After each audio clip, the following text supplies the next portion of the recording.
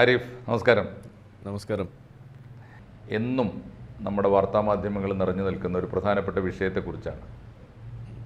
അതിൻ്റെ പഴിയും മറുപടിയും ഒക്കെയായി നമ്മുടെ സോഷ്യൽ മീഡിയ എന്നും സജീവമാണ്. അത് മറ്റൊന്നുമല്ല, നമ്മുടെ മദ്രസകളിൽ നടക്കുന്ന കുട്ടികൾക്ക് നേരെ നടക്കുന്ന അതിക്രമങ്ങളാണ്. അത് പലതരത്തിലാണ്. വാക്കുകൊണ്ടും പ്രവൃത്തി കൊണ്ടും പലപ്പോഴും ലൈംഗികമായൊക്കെയുള്ള അതിക്രമങ്ങൾ നമ്മുടെ കുട്ടികൾ മദ്രസകളിൽ നേരിടുന്നു എന്ന ആക്ഷേപം, വലിയ തോതിലുള്ള കേസുകൾ, വലിയ അളവിലുള്ള പരാതികളൊക്കെ ഉയർന്നു വന്നിട്ടുണ്ട്. ഞങ്ങളെപ്പോലുള്ളവരെ എപ്പോഴും ചിന്തിപ്പിക്കുന്നൊരു കാര്യമാണത്. അതിന് എന്തുകൊണ്ടാണ് ഇങ്ങനെ സംഭവിക്കുന്നത്? ഒന്ന്, ദൈവഭയം നിഷ്കർഷിച്ച് പഠിക്കുകയും പഠിപ്പിക്കുകയും ചെയ്യുന്ന ഒരു സ്ഥാപനത്തിൽ ദൈവത്തിൻ്റെ ഏജൻറ്റുമാരും ദൈവത്തിൻ്റെ പ്രതിപുരുഷന്മാരും ഒക്കെയായി പ്രത്യക്ഷപ്പെടുന്ന മതപണ്ഡിതന്മാർ ക്ലാസ് എടുക്കുന്ന ധാർമ്മിക മൂല്യങ്ങളെക്കുറിച്ച് വലിയ സൂക്ഷ്മത പാലിക്കുന്നു എന്ന് അവകാശപ്പെടുന്ന സ്ഥാപനങ്ങളിലാണ് നമ്മുടെ കുട്ടികൾ പലപ്പോഴും ഇത്തരം പീഡനങ്ങൾ നേരിടുന്നത്. നമ്മുടെ കുട്ടികൾ അതിനെക്കുറിച്ചുള്ള പരാതികൾ ഉന്നയിക്കുന്നത് പലപ്പോഴും സ്കൂളുകളിൽ വന്ന് അവിടുത്തെ ചൈൽഡ് ലൈൻ പ്രവർത്തകരോടും അവിടുത്തെ കൗൺസിലേഴ്സിനോടുമാണ്. അപ്പോൾ എനിക്ക് പലപ്പോഴും തോന്നാറുള്ളത്, കുട്ടികളുടെ സൈക്കോളജിയോ കുട്ടികളുടെ മനോനിലയോ അവരുടെ കൗമാരകാല ചിന്തകളോ വികുലതകളോ ഒന്നും അറിഞ്ഞുകൂടാത്ത വെറും ഈ അല്പജ്ഞാനികളായ അധ്യാപകന്മാർ വന്ന് മദ്രസയിൽ ക്ലാസ് എടുക്കുന്നത് കൊണ്ട് മാത്രമാണോ ഇത് സംഭവിക്കുന്നത്? ആരിഫ് ഹുസൈൻ അത്തരം വിഷയങ്ങളെ കുറേ കൂടി അഗ്രസീവായി സമീപിക്കുന്ന ഒരാളാണ്. ഞാൻ അങ്ങനെ തന്നെ പറയട്ടെ. ആരിഫ് ഹുസൈൻ ഇന്ന് ആ വിഷയത്തെക്കുറിച്ച് നമുക്ക് അദ്ദേഹത്തിൻ്റെ നിലപാടുകൾ പങ്കുവെക്കട്ടെ. അദ്ദേഹത്തോട് നമുക്ക് സംവദിക്കുകയും അദ്ദേഹത്തെ കേൾക്കുകയും ചെയ്യാം. ആരിഫ്, പറയൂ. ഈ അഗ്രസീവായിട്ട് സമീപിക്കുന്നു എന്ന് പറഞ്ഞപ്പോൾ ഒരു തമാശ ഓർമ്മ വരുന്നത്, കഴിഞ്ഞ ദിവസം നമ്മളുടെ കണ്ണൂർ ഭാഗത്തുള്ള ഒരു മഹലിൽ, ഒരു പള്ളിയിൽ മദ്രസയിലുണ്ടായ പീഡനം, അത് സംബന്ധിച്ചിട്ടുള്ള മദ്രസ കമ്മിറ്റിയുടെ ചർച്ച, അത് വാട്സപ്പ് ഗ്രൂപ്പിൽ നിന്ന് ചോർന്ന് നമുക്ക് കിട്ടുകയാണ്. അതിലവർ പറയുന്നൊരു കാര്യമുണ്ട്. അവർ ആ ഓഡിയോയിൽ പറയുന്നത്, അതെനിക്ക് പുറത്തു വിടാൻ പറ്റില്ല, കാരണം അത് അയച്ചു തന്നിരിക്കുന്നത് ഒരു എക്സ് മുസ്ലിമാണ്. പക്ഷെ ആള് ആ മഹലിൽ ഒരു പ്രധാനപ്പെട്ട വ്യക്തിയാണ്. അപ്പോൾ അതുകൊണ്ടാണ് നമുക്ക് ജീവനിൽ ഭയമുണ്ട്. അതെ. അപ്പോൾ ആള് അതിൽ പറയുന്നത് ഇതാണ്: അവർക്ക് ഇത് വിഷയം അവിടെ ഉണ്ടായതിലോ കുട്ടി പീഡിപ്പിക്കപ്പെട്ടതിലോ ഉസ്താദിനെ ആ വിഷയത്തിൻ്റെ പേരിൽ ക്രൂശിക്കേണ്ടി വരുന്നതിലോ ഇതൊന്നുമല്ല അവരുടെ ടെൻഷൻ. അവരുടെ ടെൻഷൻ ഇതെങ്ങാനും എക്സ് മുസ്ലിങ്ങൾ അറിഞ്ഞാലോ, ഇതെങ്ങാനും നമ്മളെപ്പോലുള്ള ആളുകൾ അറിഞ്ഞാലോ, ഇതാണ് അവരവിടെ പങ്കുവെക്കുന്നത്. ശരി. അപ്പോൾ അവരെ പറഞ്ഞിട്ട് കാര്യമുണ്ടോ? ഇതൊക്കെ അവിടെ എത്തിക്കഴിഞ്ഞാൽ അവരെ ഇങ്ങനെ നടക്കണോണ്ടല്ലേ അവരിത് പറയുന്നത്.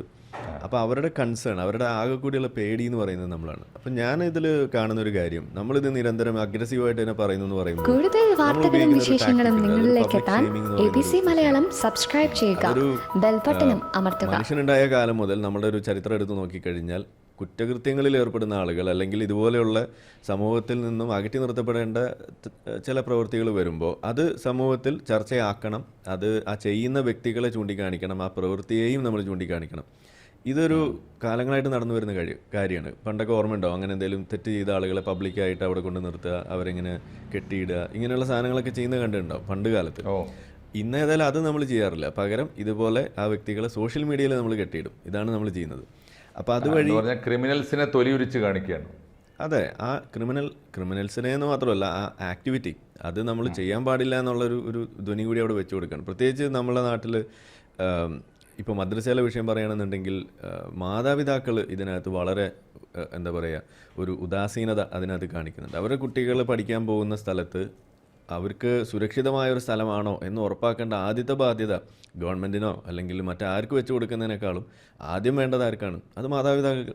അവർക്ക് തന്നെയാണ്. അവർ ഈ പഠിച്ചവനെ പോലെ വിശ്വസിച്ച് പറഞ്ഞേക്കുകയാണേ. യെസ്, അതിലേക്കാണ് നമ്മൾ വരുന്നത്. പക്ഷെ അപ്പോൾ ആദ്യം ഒരു ചോദ്യം നമ്മൾ അഡ്രസ്സ് ചെയ്യേണ്ടതുണ്ട്. എന്തുകൊണ്ട് മദ്രസാ പീഡനം മാത്രം നമ്മളിങ്ങനെ പറയേണ്ടി വരുന്നു? എന്തെല്ലാം സ്ഥാപനങ്ങൾ ഇവിടെ, സ്കൂളിലും അത് ഇതുപോലുള്ള പീഡനങ്ങൾ നടക്കുന്നുണ്ടല്ലോ.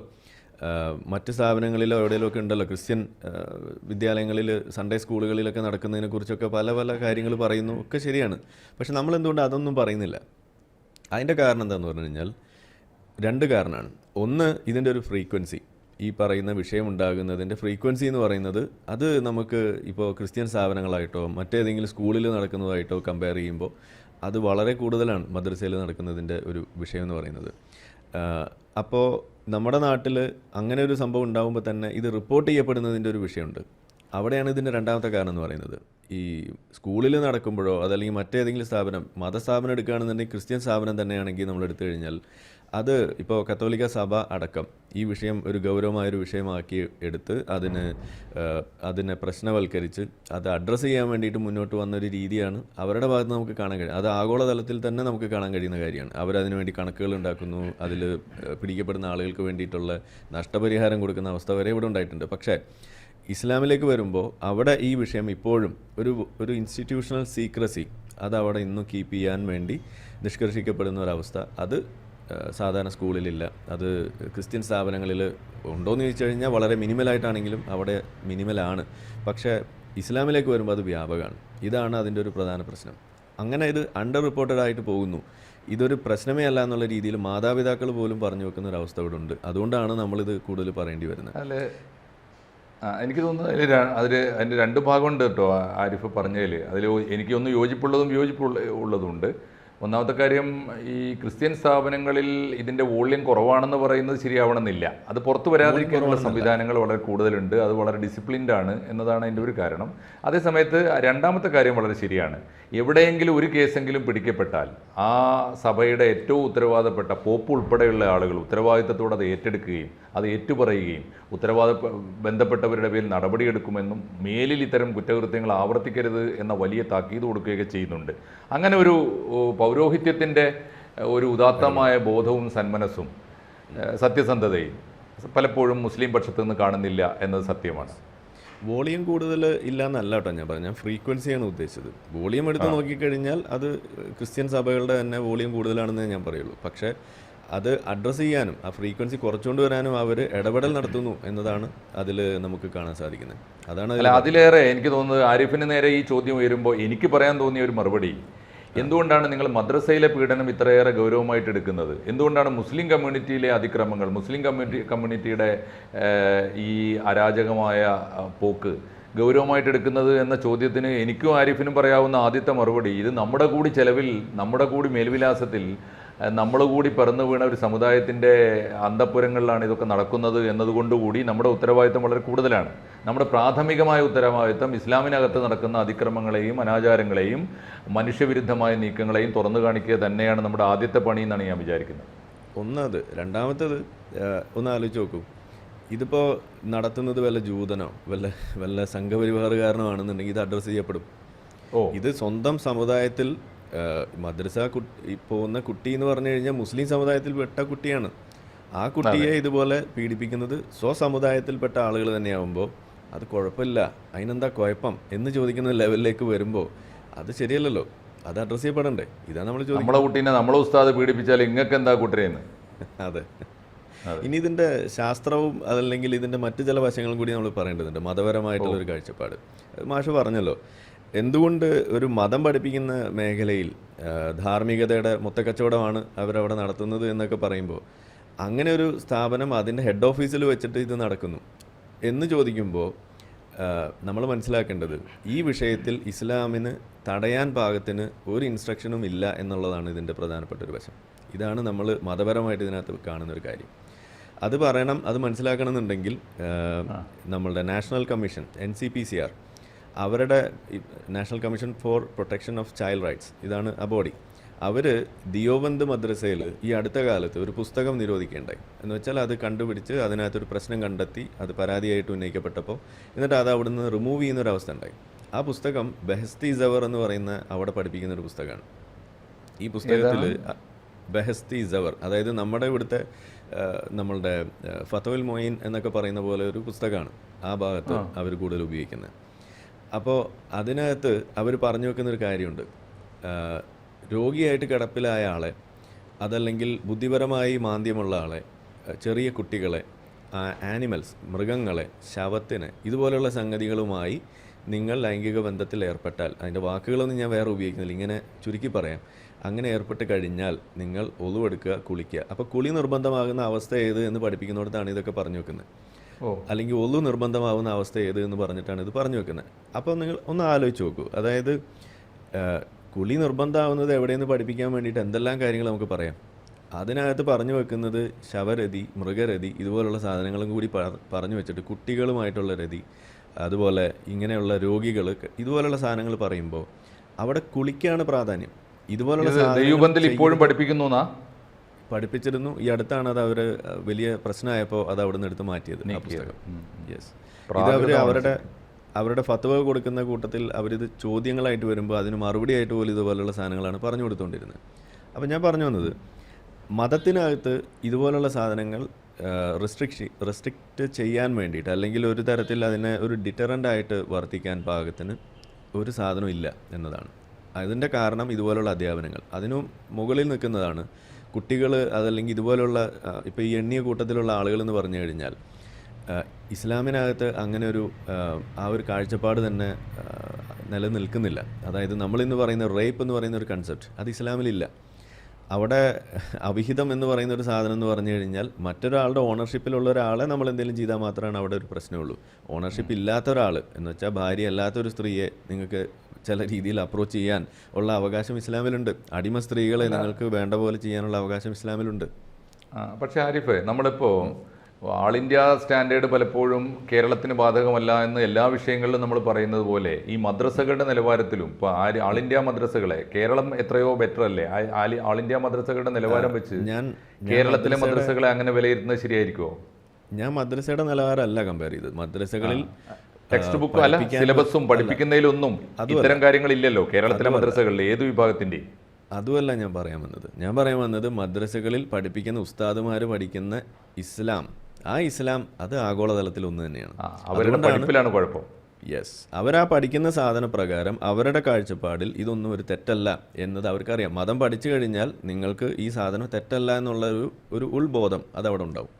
അപ്പോൾ അവരുടെ മുന്നിൽ വരുന്ന ആളുകൾ, അവിടെയാണ് ഇതിൻ്റെ രണ്ടാമത്തെ ഭാഗം വരുന്നത്. നമ്മൾ സാധാരണ പറയാറുണ്ട് ഒരു സെക്ഷൽ അബ്യൂസ് എന്ന് പറയുന്നത്, പലതരം അബ്യൂസ് ഉണ്ട്. നമ്മൾ ഇതിനകത്ത് ഇപ്പോൾ മദ്രസയിലെ സെക്ഷൽ അബ്യൂസ് മാത്രമാണ് ഞാൻ കൂടുതൽ ഫോക്കസ് ചെയ്യുന്നത്. ഇപ്പോൾ ഇസ്തിരിപ്പെട്ടി കൊണ്ട് പൊള്ളിച്ച കഥയൊക്കെ അതുപോലെ ഇങ്ങനെ കെട്ടി തൂക്കിയിട്ട് തല്ലുന്നത് അത് വേറെ തന്നെ ഒരു വിഷയമാണ്, അബ്യൂസ് തന്നെയാണ്. പക്ഷേ അത് അഡ്രസ്സ് ചെയ്യപ്പെടാൻ എന്താ പറയുക, നിലവിൽ അതിനേക്കാൾ കൂടുതൽ ഞാൻ ഫോക്കസ് ചെയ്യുന്നത് ഈ സെക്ഷൽ അബ്യൂസ് ആയതുകൊണ്ടാണ് അതിനെക്കുറിച്ച് പറയുന്നത്.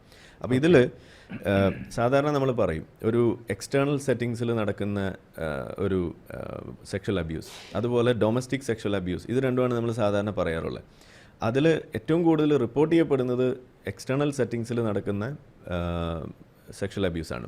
പുറത്ത് വെച്ചിട്ട് വിദ്യാലയങ്ങളിലോ അതല്ലെങ്കിൽ ബസ്സിൽ വെച്ചിട്ടോ അല്ലെങ്കിൽ അങ്ങനെ ട്രെയിനിൽ വെച്ചിട്ടോ ഒക്കെ നടന്നു കഴിഞ്ഞാൽ അത് അറിയാനും അഡ്രസ്സ് ചെയ്യപ്പെടാനും സാധ്യത കൂടുതലാണ് അങ്ങനെ വരുന്ന സമയങ്ങളിൽ.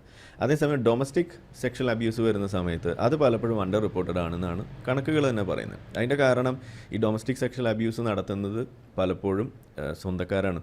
അത് ചിലപ്പോൾ അമ്മാവനാവാം, സഹോദരനാകാം, അതല്ലെങ്കിൽ വാപ്പയാകാം. ഇങ്ങനെ പല ആളുകളാവുമ്പോൾ അത് ആൺകുട്ടിക്കും പെൺകുട്ടികൾക്കും ഉണ്ടാകുന്ന അവസ്ഥ ഉണ്ടാവുമ്പോൾ മദ്രസ പീഡനത്തിൻ്റെ കണക്കെടുത്ത് കഴിഞ്ഞാൽ അതിനകത്ത് കൂടുതലും അഫക്റ്റഡ് ആയിരിക്കുന്നത് ആൺകുട്ടികളാണ്. അതും കൂടി നമ്മളിവിടെ പറയണല്ലോ.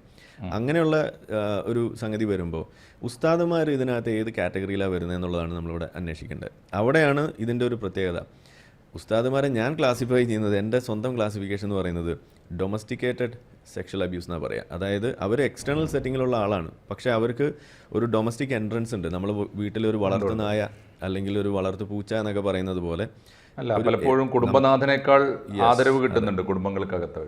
അവർ നമ്മളുടെ വീടുകളിൽ കുടുംബങ്ങളിൽ ഒരു നിറസാന്നിധ്യമാണ്. അപ്പോൾ അവർ ഒരു വീട്ടുകാരനെ പോലെയാണ്. വീട്ടിൽ വരുന്നു, ഭക്ഷണം കഴിക്കുന്നു, നിരന്തരം വീട്ടുകാരായിട്ട് ഇടപെടുന്നു.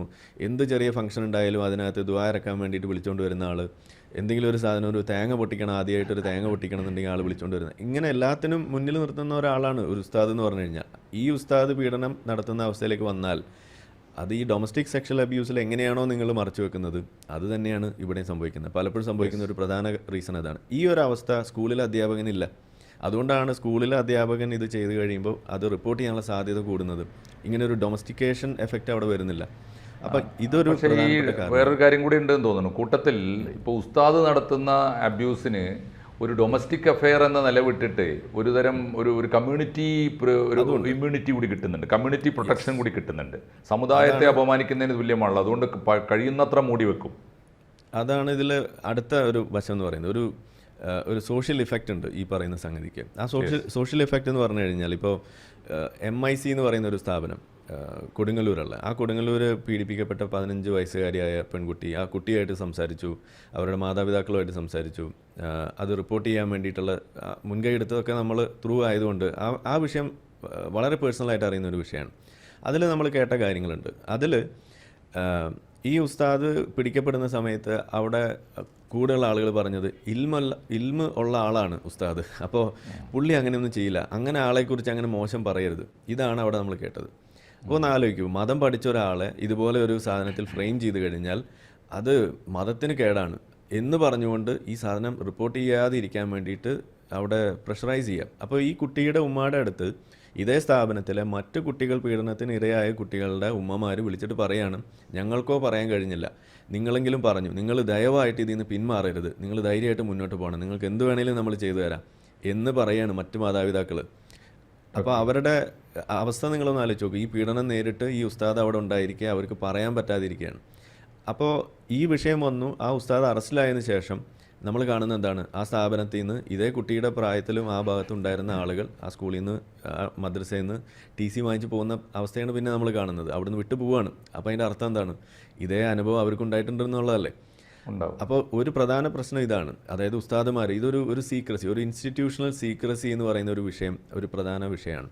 അതുകൂടാതെ ഇതിനകത്ത് ചൈൽഡ് ഇങ്ങനെ ഒരു പ്രശ്നത്തിൽ അകപ്പെട്ട് കഴിഞ്ഞാൽ ആ കുട്ടിയെ ബ്ലെയിം ചെയ്യുക, ഒരു വിക്ടിം ബ്ലെയിമിംഗ് എന്ന് പറയുന്ന ഒരു വിഷയം അവിടെ പിന്നെ കടന്നു വരുന്നു. നമ്മൾ ക്ലബ് ഹൗസ് തുടങ്ങിയ സമയത്ത് ആ ഒരു കാലഘട്ടത്തിൽ ഒരു മദ്രസ പീഡന അനുഭവങ്ങൾ പങ്കുവെക്കാൻ വേണ്ടിയിട്ടൊരു ഒരു മീറ്റിംഗ് നമ്മൾ നടത്തി. അപ്പോൾ നമ്മളൊരു ചെറിയ മീറ്റിംഗ് പദ്ധതി ഇട്ട് തുടങ്ങിയതാണ്. പക്ഷേ തുടങ്ങിക്കഴിഞ്ഞ് ഏതാനും മിനിറ്റുകൾക്കുള്ളിൽ അതിൻ്റെ മാക്സിമം നമ്പർ 8,000 ആളുകളാണ് ആ ചർച്ചയിൽ അന്ന് ഒറ്റ ദിവസം പങ്കെടുത്തത്. എന്ന് വെച്ചാൽ ആ ക്ലബ് ഹൗസ് അത് സ്റ്റക്കായി, ഇതിൻ്റെ ആൾ കൂടിയിട്ട് അതിൻ്റെ മാക്സിമം ലിമിറ്റ് വന്നിട്ട്. അങ്ങനെ ഒരു തവണ ചെയ്യണമെന്ന് വിചാരിച്ച പരിപാടി ഞങ്ങൾ 4 തവണ ചെയ്തു. ഇതിൽ ഓരോ തവണയും ഈ മദ്രസ പീഡന അനുഭവം നേരിട്ട ആളുകൾ വന്ന് അവരുടെ അനുഭവം പറയുമായിരുന്നു. അന്ന് ആ 4 പരിപാടിയിൽ നമ്മൾ ചെയ്തത് 100-100ഓളം ആളുകൾ വന്നിട്ട് പറഞ്ഞു.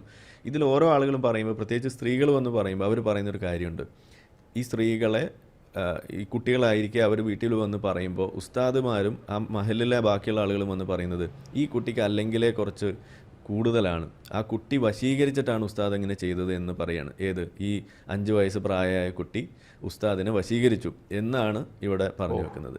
ഇത് കേട്ടിട്ട് വിശ്വസിക്കുന്ന മാതാപിതാക്കളും ഇത് കേട്ടിട്ട് കുട്ടിയെ ബ്ലെയിം ചെയ്യാൻ വേണ്ടിയിട്ട് ഈ മഹല്ല് കമ്മിറ്റിയോടൊപ്പം കൂടുന്ന മാതാപിതാക്കളെയാണ് നമ്മളിവിടെ കാണുന്നത്. ഇതാണ് നമ്മളുടെ നാട്ടിലെ അവസ്ഥ എന്ന് പറയുന്നത്. അപ്പോൾ ഇങ്ങനെ ഇത്തരം അനുഭവങ്ങൾ ഒരുപാട് ആരിഫ് ഹുസൈൻ്റെ ശ്രദ്ധയിലൂടെ വന്നു പോയിട്ടുണ്ടാവും. നമുക്ക് ആരൊക്കെ കേട്ടാലും കേട്ടില്ലെങ്കിലും കുട്ടികളുടെ രക്ഷിതാക്കളോട് ഇത്തരം സംഗതികൾ നമ്മുടെ തന്നെ പ്രിയപ്പെട്ട ഉസ്താദുമാർ വഴി മതസ്ഥാപനങ്ങളിൽ നമ്മുടെ കുട്ടികൾ ആക്രമിക്കപ്പെടാതിരിക്കാൻ, ഉപദ്രവിക്കപ്പെടാതിരിക്കാൻ അവരോട് എന്തൊക്കെ ജാഗ്രതകളാണ് അവരോട് നിർദ്ദേശിക്കാനുള്ളത്? 2023 മെയ് മാസത്തിലൊരു പത്രസമ്മേളനം നടത്തിയിരുന്നു ഇത് സംബന്ധിച്ച്. 11 നിർദ്ദേശങ്ങളാണ് നമ്മൾ അതിനകത്ത് വെച്ചത്. നമ്മളിവിടുത്തെ മാധ്യമങ്ങളോ അല്ലെങ്കിൽ ഇതുപോലുള്ള ആളുകളോ ഒന്നും തന്നെ അന്ന് അത് ഏറ്റെടുത്തിട്ടൊന്നുമില്ല. എൻ്റെ ചില പ്രത്യേകതരം ചാനലുകൾ, സംഘി ചാനലുകൾ മാത്രമേ അത് അന്ന് ഏറ്റെടുത്തുള്ളൂ. അതിൽ ആ വെച്ച 11 നിർദ്ദേശങ്ങളിൽ പ്രധാനപ്പെട്ട നിർദ്ദേശം എന്ന് പറയുന്നത്, ഒന്ന്, ഈ അസമയത്തുള്ള മദ്രസകൾ ഒഴിവാക്കുക എന്നുള്ളതാണ്. ഈ വളരെ ഏർലി മോർണിംഗിലുള്ള മദ്രസ, അതുകൂടാതെ ഈ സ്കൂൾ വിട്ട് കഴിഞ്ഞ് വന്നതിന് ശേഷം രാത്രി നടക്കുന്ന മദ്രസ, പലപ്പോഴും ഈ പീഡനങ്ങൾ നടക്കുന്നത്, ഇതിലേക്കുള്ള ഈ ഗ്രൂമിങ് നടക്കുന്നതും ഈ സമയങ്ങളിലാണ്. അതിനുശേഷമാണ് മറ്റ് സമയങ്ങൾ കിട്ടുമ്പോൾ തക്കം പാർത്തിരുന്നിട്ട് ഈ പണി പലപ്പോഴും ഒപ്പിക്കുന്നത്. അപ്പോൾ ഈ അസമയത്തുള്ള മദ്രസകൾ അതിന് കുട്ടികൾ വിടാതിരിക്കുക. ഇത് നമ്മളോ പുറത്തിറങ്ങി നടക്കുന്നില്ല, ആണായിക്കോട്ടെ പെണ്ണായിക്കോട്ടെ, അസമയത്ത് ഇറങ്ങി ഒരു കാര്യത്തിന് ഇറങ്ങി പോകുക എന്ന് പറയുമ്പോൾ നമുക്കെല്ലാവർക്കും പേടിയുള്ള കാര്യമാണ്. അപ്പോൾ കുട്ടികളെയാണ് നിങ്ങൾ ഈ പറഞ്ഞു വിടുന്നത്. ഈ ചെറിയ കുട്ടികളെ ഏർലി മോർണിംഗിൽ 6 മണിക്കൊക്കെ വിട്ട് കൊടുക്കുകയാണ്. 6 മണി എന്നൊക്കെ പറഞ്ഞു കഴിഞ്ഞാൽ ഉസ്താദുമാരെ സംബന്ധിച്ചിടത്തോളം കന്നിമാസം എഫക്റ്റ് ആണെന്നുള്ളതാണ് നമ്മൾ ആലോചിക്കേണ്ടത്. അപ്പോൾ ഇതുപോലുള്ള അവസ്ഥകൾ നമ്മൾ പരിശോധിക്കണം. ഇനി രണ്ടാമത്തെ ഒരു പ്രധാന അതിനകത്ത് വെച്ചത് ഈ CCTV ക്യാമറ മദ്രസകളിൽ നിർബന്ധമാക്കുക, എല്ലാ ക്ലാസ് റൂമുകളിലും അത് നിർബന്ധമാക്കുക. ഗവൺമെൻറ് ഇടപെടേണ്ട ഒരു വശമുണ്ട് ഇതിനകത്ത്. അതായത് ഈ മദ്രസകളിൽ ഒരു പീരിയോഡിക്കൽ ഒരു വിസിറ്റ് നടത്തിക്കൊണ്ട് അവിടെ കുട്ടികളെ അവിടെ ജസ്റ്റ് അവരുമായിട്ട് സംസാരിക്കാൻ അവിടെ ഒരു നീക്കുപോക്ക് ഉണ്ടാവണം. ഒരു എന്താ പറയുക, ചൈൽഡ് ലൈനെങ്കിലും അവിടെ സന്ദർശിക്കണം. അതൊരു പീരിയോഡിക്കൽ ഒരു സംഭവമാക്കി മാറ്റണം. അതുകൂടാതെ സ്ത്രീ അധ്യാപകരെ നിയമിക്കുക എന്നുള്ളതാണ് ഒരു പ്രധാനപ്പെട്ട കാര്യം. പക്ഷെ അപ്പോഴും MIC എന്ന് പറയുന്ന സ്ഥാപനത്തിൽ ഈ ഉസ്താദിന് വേണ്ടിയിട്ട് ഈ കുട്ടികളെ കൂട്ടിക്കൊടുക്കുന്ന പരിപാടി ചെയ്തത് അവിടുത്തെ സ്ത്രീ അധ്യാപകരാണെന്നുള്ളത് വേറൊരു വിഷയമുണ്ട്. എന്നാലും ഞാൻ പറയാണ്, അങ്ങനെ നമ്മളവിടെ ഉണ്ട്. ഇനി ഇതേപോലെ മറ്റൊരു കാര്യമാണ് ഒരു ഹെൽപ്പ് ലൈൻ നമ്പർ സ്ഥാപിക്കുന്നതും ഇതുപോലുള്ള വിഷയങ്ങൾ. എല്ലാത്തിനുപരി മാതാപിതാക്കൾ കുട്ടികൾ വന്നിട്ട് ഒരു വിഷയം ഇത് പറയുമ്പോൾ ചൈൽഡ് ലൈൻ വന്നിട്ടില്ല പോട്ടെ, അല്ലെങ്കിൽ ഇനിയിപ്പോൾ ബാലാവകാശ കമ്മീഷൻ വന്നില്ല പോട്ടെ, നിങ്ങൾക്ക് മാതാപിതാക്കൾക്ക് കുട്ടികളോട് ചോദിക്കുക, അല്ലെങ്കിൽ ഇങ്ങനെ എന്തെങ്കിലും ഉണ്ടായിട്ടുണ്ടോ, നിങ്ങൾ ഇത് ബോധവാനാകുക. ആ ചൈൽഡ് ലൈൻ പ്രവർത്തകരോ അല്ലെങ്കിൽ ഇവരോ എടുക്കേണ്ട പണി മാതാപിതാക്കൾ തൽക്കാലം ഏറ്റെടുക്കുക. കുട്ടികളുമായിട്ട് ആ ഒരു വിഷയത്തിൽ ഇതൊരു യാഥാർത്ഥ്യമാണെന്ന് ഉൾക്കൊണ്ട് അതിനു വേണ്ടിയിട്ട് ആദ്യം ഇടപെടേണ്ട ഒരു ഫസ്റ്റ് റെസ്പോണ്ടറായിട്ട് നിങ്ങൾക്ക് വർത്തിക്കാൻ കഴിയും മാതാപിതാക്കൾക്ക്. നിങ്ങൾക്ക് പോലീസിൽ റിപ്പോർട്ട് ചെയ്യാലോ, അതാണല്ലോ അവിടെ നടക്കുന്നത്. അതിനുള്ള ഒരു ഉത്തരവാദിത്തമെങ്കിലും മാതാപിതാക്കൾ ഏറ്റെടുക്കണം എന്നതാണ്. എല്ലാത്തിനും മുകളിൽ നമ്മൾ പറയുന്നത്, ആഗോളതലത്തിൽ നമ്മൾ നോക്കിയാൽ ഒരു നിയമമുണ്ട്. ആ നിയമം എന്ന് പറഞ്ഞു കഴിഞ്ഞാൽ കുട്ടികളുമായിട്ട് ഇടപെടുന്ന ആളുകൾ അവരുടെ ഒരു ക്രിമിനൽ ഹിസ്റ്ററി അല്ലെങ്കിൽ ഇതുപോലെ ചൈൽഡ് അബ്യൂസ് നടന്നിട്ടുണ്ടോ എന്ന ഹിസ്റ്ററി പരിശോധിക്കൽ അതിപ്രധാനമാണ്. നമ്മൾ ഏത് ജോലിക്ക്, ഇപ്പോൾ ഡോക്ടറായിട്ട് നമ്മൾ പുറത്തൊരു സ്ഥലത്തേക്ക് അപ്ലൈ ചെയ്യുമ്പോൾ നമ്മൾ ഒരു ക്ലിയറൻസ് വേണം. ഈ ചൈൽഡ് അബ്യൂസ് നടത്തിയിട്ടുള്ള ആളാണോ അല്ലയോ എന്നുള്ളൊരു ക്ലിയറൻസ് എടുത്തിട്ടേ എനിക്ക് പോലും പോകാൻ പറ്റുള്ളൂ. ഇതാണ് നമ്മളുടെ ലോകത്തെ ഒരവസ്ഥ. എന്ന് വെച്ചാൽ നമ്മുടെ നാട്ടിൽ മദ്രസാ പീഡനം സംബന്ധിച്ച് നിരന്തരം വാർത്ത വന്നിട്ടും ഒരു മദ്രസ അധ്യാപകനെ നിയമിക്കുന്ന സമയത്ത് അയാളൊരു ഹാബിച്വൽ ചൈൽഡ് ഒഫൻഡർ ആണോ അല്ലയോ എന്ന് പരിശോധിക്കാനുള്ള ഒരു നിയമം ഇവിടെ ഇല്ല. അങ്ങനെ ഒരു പരിശോധന നടത്താൻ വേണ്ടിയിട്ട് ഇവിടെ ശ്രമിച്ചപ്പോൾ എന്താ പറഞ്ഞത്, ആ ശ്രമത്തെ പോലും ഇവിടെ വിശേഷിപ്പിച്ചത് വിവാദ ഉത്തരവ് എന്നാണ്. അതായത് കാസർഗോഡ് ജില്ലയിലാണ് അങ്ങനെ ഒരു സംഭവം ഉണ്ടായത്, 2020 അവിടുത്തെ പോലീസ് സൂപ്രണ്ട് ഇങ്ങനെ ഒരു ഉത്തരവ് പുറപ്പെടുവിച്ചു. കാരണം നിരന്തരം ഇതുപോലുള്ള സാധനങ്ങൾ വന്നപ്പോൾ മദ്രസയിൽ നിയമിക്കുന്ന സമയത്ത് ഉസ്താദുമാരുടെ ബാക്ക്ഗ്രൗണ്ട് ചെക്ക് നടത്തണം എന്നൊരു ഉത്തരവ് ഇട്ടതേ ഉള്ളൂ. അവിടെ നമ്മളുടെ SDPIക്കാർ ഇറങ്ങുന്നു, അതല്ലെങ്കിൽ മറ്റുള്ള ആളുകൾ ഇറങ്ങിയിട്ട് പറയുന്നത് ഇത് മുസ്ലിം വേട്ടയാണ് എന്ന് പറഞ്ഞിട്ട് ഇറങ്ങിത്തിരിക്കുകയാണ്. ഇത് മുസ്ലിം വേട്ടയല്ല, ഇത് മുസ്ലിം കുട്ടികളുടെ വേട്ടയാണ്. അത് നിങ്ങൾ ആദ്യം മനസ്സിലാക്കുക. ഉസ്താദുമാർ നടത്തുന്ന മുസ്ലിം കുട്ടികളുടെ വേട്ട തടയാനുള്ള പണിയാണ് നമ്മൾ എടുക്കുന്നത്. ഇതുപോലും ഉൾക്കൊള്ളാതെ ഇതിനു വേണ്ടിയിട്ട് ഇറങ്ങിത്തിരിക്കുന്ന ആളുകളെ മുസ്ലിം വിരുദ്ധർ, ഇസ്ലാമോഫോബിയ എന്നൊക്കെ പറഞ്ഞ് ഇറങ്ങിത്തിരിച്ചാൽ ബലിയാടാകുന്നത്, മാനസികവും ശാരീരികവുമായി ഉള്ള ആരോഗ്യം നഷ്ടപ്പെട്ട് അതിൽ ബലിയാടാകുന്നത് നമ്മൾ തന്നെയാണ്. നമ്മളിപ്പോൾ എക്സ് മുസ്ലിം ആയിരിക്കും ഇത് പറയുന്ന കൂട്ടത്തിൽ പല ആളുകൾ നമ്മുടെ നമ്പറിലേക്ക് വിളിച്ചിട്ട്, വിശ്വാസികളായിട്ടുള്ള ആളുകൾ വിളിച്ചിട്ട് പറയുന്നൊരു കാര്യമുണ്ട്, ആരിഫെ സംഗതിയൊക്കെ ശരിയാണ്, നിങ്ങൾ എക്സ് മുസ്ലിമാണ്, മതത്തെ കുറ്റം പറയുന്ന ആളാണ്, പക്ഷേ ഈ വിഷയത്തോട് നമ്മൾ നിങ്ങളോട് യോജിക്കുകയാണ്, എനിക്കും ഈ അനുഭവം ഉണ്ടായിട്ടുണ്ട് എന്ന് പറയുന്ന ആൺകുട്ടികൾ, പെൺകുട്ടികൾ എല്ലാം നമ്മൾ വിളിക്കുകയാണ് ഈ വിഷയം പറയാൻ വേണ്ടിയിട്ട്. തീർച്ചയായിട്ടും അതൊരു യാഥാർത്ഥ്യമാണ്. സമൂഹത്തിൻ്റെ ഒരു പുതിയ തിരിച്ചറിവാണെന്ന് ഞാൻ കരുതുന്നു. അതുകൊണ്ട് എക്സ് മുസ്ലിംസ് ആവട്ടെ, ആരിഫ് ഹുസൈൻ ആവട്ടെ, പറയുന്നത് നമ്മുടെ കുട്ടികളുടെ നന്മയ്ക്ക് വേണ്ടിയാണ് എന്ന ബോധ്യത്തോടു കൂടി ഈ പറയുന്നത് കേൾക്കാനും, ഇനി പറഞ്ഞതാരാണെന്ന് പറയാതെയോ പരിഗണിക്കാതെയോ തന്നെ ഈ പറയുന്നതിൻ്റെ ഭവിഷ്യത്ത് മുൻകൂട്ടി മനസ്സിലാക്കാനും ജാഗ്രത പാലിക്കാനും നമ്മുടെ സമൂഹത്തിന് കഴിയട്ടെ എന്ന് തന്നെയാണ് ഒരുപക്ഷെ ആരിഫ് ഹുസൈനെ പോലുള്ള എക്സ് മുസ്ലിംസ് ചെയ്യുന്നൊരു വലിയ സേവനം അതായിരിക്കും എന്ന് ഞാൻ വിചാരിക്കുന്നു. തീർച്ചയായിട്ടും നിങ്ങളുടെ ഈ വിശ്വാസപരമായ കലഹങ്ങളെക്കാൾ നമ്മുടെ കുട്ടികളുടെ ഭാവി ഒരു പ്രധാനപ്പെട്ട ഉത്കണ്ഠയായി നിങ്ങളെ പിന്തുടരുന്നു എന്നാണ്. അത് നിങ്ങൾ വലിയ ജാഗ്രതയോടെ കാണുന്നു എന്നതാണ് ഒരു പ്രധാനപ്പെട്ട കൗതുകമായി, പ്രധാനപ്പെട്ട ഒരു പ്രോത്സാഹിപ്പിക്കേണ്ട സംഗതിയായി എനിക്ക് തോന്നുന്നത്. ആരിഫിന് വല്ലതും ചെറുത്ത് പറയാനുണ്ടെങ്കിൽ നമുക്ക് സമയക്കുറവുകൊണ്ടാണ് ഈ സെഷൻ അവസാനിപ്പിക്കണം. ചെറിയൊരു കാര്യം മാത്രം. അതായത് ഇതെന്തുകൊണ്ട് മുസ്ലിം സമുദായത്തിന് അകത്തുള്ള ആളുകൾ ഇത് പറയുന്നില്ല എന്നൊരു ചോദ്യം വരാം. ഇത് നിങ്ങൾക്ക് ഇസ്ലാമിനകത്ത് നിന്ന് പറഞ്ഞൂടെ? അവിടെയാണ് ഞാൻ നേരത്തെ സൂചിപ്പിച്ച മതത്തിനകത്ത് ഇത് തടയാൻ പാകത്തിനുള്ള സാധനങ്ങളില്ല എന്ന് പറയേണ്ട ഒരു ആവശ്യകത ഇവിടെ ഉള്ളത്. ഇത് വിശ്വാസികൾക്ക് അറിയില്ല, മാതാപിതാക്കൾക്ക് അറിയില്ല. ഇത് പറയണമെന്നുണ്ടെങ്കിൽ ഇത് മനസ്സിലാക്കിയ ഇങ്ങനൊരു സാധനം, ഇങ്ങനൊരു മോശപ്പെട്ട ഒരു സാധനം ഇസ്ലാമിനകത്തുണ്ട് എന്നുള്ളത് നിങ്ങൾ കരുതുന്നുണ്ടോ? ഒരു വിശ്വാസി വന്ന് പറയുന്നു, അതാണ് ഇതിൻ്റെ ഒരു പ്രശ്നം. അത് നമുക്കേ പറയാൻ കഴിയുന്നുള്ളൂ എന്നുള്ളതാണ് ഇതിൻ്റെ ദുരവസ്ഥ. യെസ്, തീർച്ചയായിട്ടും. നന്ദി. Okay, yes. കൂടുതൽ വാർത്തകളും വിശേഷങ്ങളും നിങ്ങളിലേക്ക് എത്താൻ ABC മലയാളം സബ്സ്ക്രൈബ് ചെയ്യുക, ബെൽ ബട്ടണും അമർത്തുക.